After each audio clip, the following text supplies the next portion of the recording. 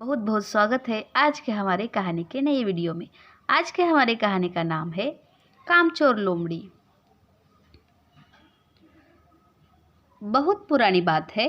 किसी जंगल में काली नाम की एक लोमड़ी रहती थी। वह कोई काम नहीं करती थी। वह बहुत ही आलसी और कामचोर थी।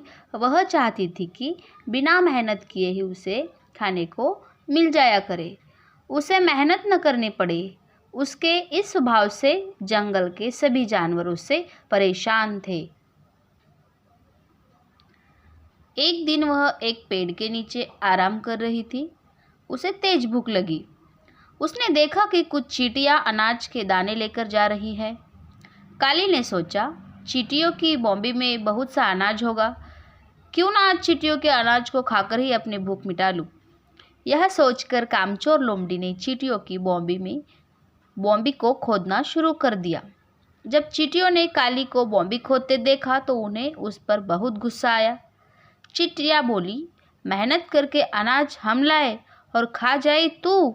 यह कहकर चींटियों ने लोमड़ी पर हमला कर दिया और उसे बुरी तरह काट खाया।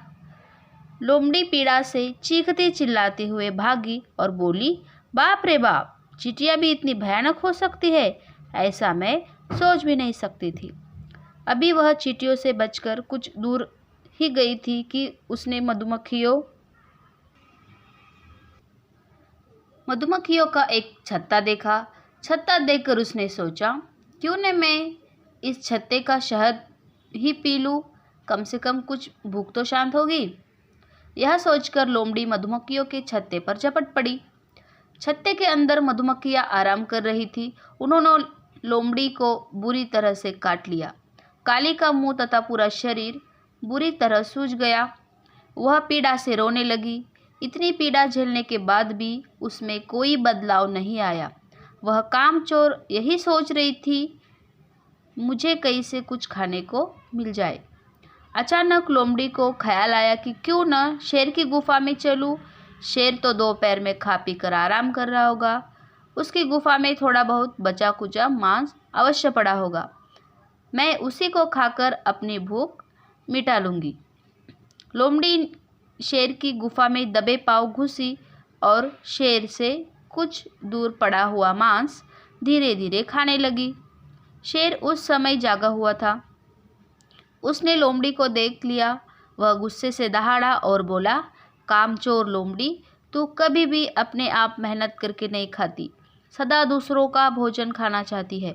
शेर ने लोमड़ी को बहुत बुरा भला कहा और उसकी खूब पिटाई भी की। शेर ने कहा, अगर आज के बाद तूने किसी का भोजन चुरा कर खाया तो मैं तुझे ही भोजन बनाकर खा जाऊंगा। आज से तू अपनी मेहनत का ही भोजन खाएगी। लोमड़ी शेर की धमकी से बहुत डर गई थी। उस दिन के बाद से उसने किसी का भी भोजन नहीं चुराया। अब वह मेहनत करने लगी थी और उसने आलस करना भी छोड़ दिया था। तो यह कहानी से ये शिक्षा मिलती है कि आलसी और कामचोर सदा पछताते हैं।